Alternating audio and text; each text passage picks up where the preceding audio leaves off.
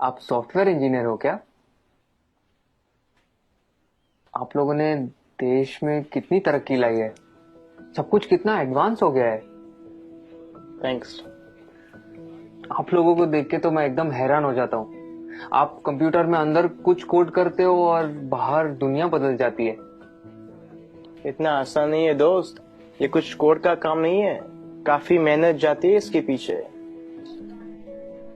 Complicated है, काफी complicated. वाकई, इसीलिए तो आपको इतनी तनख्वाह मिलती होगी ना।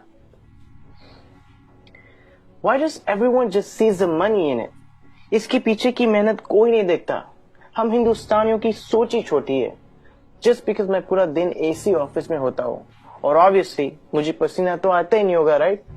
आप लोगों को ताकत यूज करनी होती है, हमें दिमाग लगाना होता है। ये बाल सफेद ऐसे ही नहीं होते।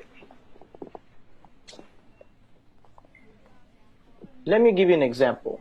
वो ईसीजी मशीन देखो, सब कुछ कंप्यूटराइज्ड है। आपके बॉडी में क्या क्या चल रहा है सब कंप्यूटर से निकाल सकते हैं। प्लेन की, ट्रेन की, लाखों रिजर्वेशन ऑनलाइन होती है। बैंक के ट्रांजैक्शन सब एक सिंगल डेटाबेस में। Data integrity, locking, data security. कुछ आइडिया ये सब डिजाइन करना कितना कॉम्प्लिकेटेड है? और आप कह रहे कि कोडिंग करना आसान है। आप ये सब कोड करना जानते हो? पहले करता था, अब मैं प्रोजेक्ट मैनेजर हूँ, मेरी टीम सब करती है। ओह, तो अब काम आसान हो गया होगा। इस फील्ड में कुछ आसान नहीं है। जितना ऊपर जाओ उतनी ही रिस्पॉन्सिबिलिटी बढ़ती है, काम बढ़ता है, स्ट्रेस बढ़ता है। कोडिंग और डिजाइनिंग ये फिर भी आसान है, लेकिन अब मुझे पूरी टीम संभालनी पड़ती है। 10 लोगों को हर रोज जवाब देना होता है, क्वालिटी मेंटेन करनी होती है। 2 घंटे ईमेल ना चेक करूं तो लोग पैनिक करने लगते हैं। एक साइड से रिजल्ट का प्रेशर होता है और दूसरी साइड को कस्टमर को रिप्लाई करना होता है। रिक्वायरमेंट्स बदलती रहती है और यूजर्स को कुछ और चाहिए होता है, और आपका बॉस कभी सेटिस्फाइड नहीं रहता। दोस्त, शायद तुम्हें पता नहीं है टेंशन और प्रेशर साथ में हैंडल करना कैसे होता है। मुझे पता है सर, टेंशन और प्रेशर दोनों साथ में हैंडल किया है। 6 साल पहले की बात है। हम लगभग 30 लोग रात के 3 बजे पॉइंट 4875 को कैप्चर करने के लिए बढ़ रहे थे। दुश्मन ऊपर से फायरिंग कर रहा था। अगली गोली किसके नाम पे लिखी थी पता नहीं था। उजाले से पहले हमें वहां पहुंचना था। वक्त काफी कम था हमारे पास।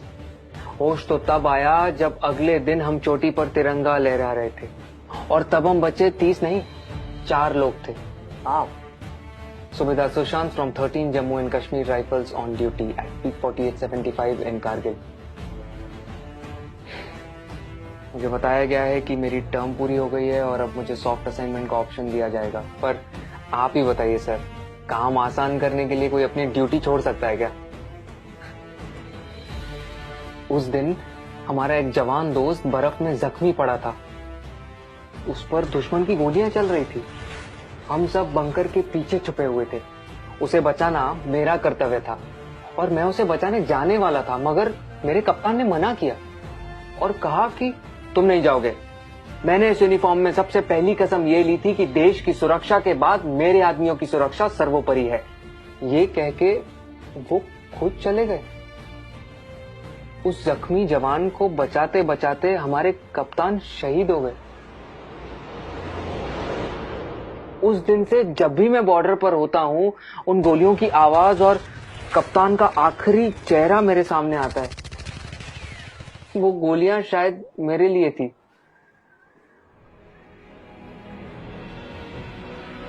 टेंशन और प्रेशर दोनों के साथ काम करना जानता हूं मैं। Sir, keep it on. Yeah, sure. It was nice meeting you. Thank you for your service. जय हिंद। जय हिंद।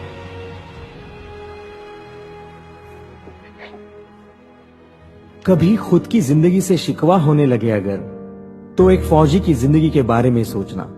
खुद की हर मुश्किल आसान लगेगी। जो खुद की सांसें दांव पर लगाकर पूरे देश की सांसें चलाते हैं, हर वक्त जान हथेली पर होती है, फिर भी हमेशा मुस्कुराते रहते हैं, जिन्होंने डर को भी डराया है और देश के लिए जीना क्या होता है ये इन सरहद के पहरेदारों ने हमें सिखाया है। तो अगली बार जब कोई चुनौती तुमसे तुम्हारा सुख चैन छीनेगी, तो एक फौजी की जिंदगी के बारे में जरूर सोचना। खुद की हर मुश्किल आसान लगेगी,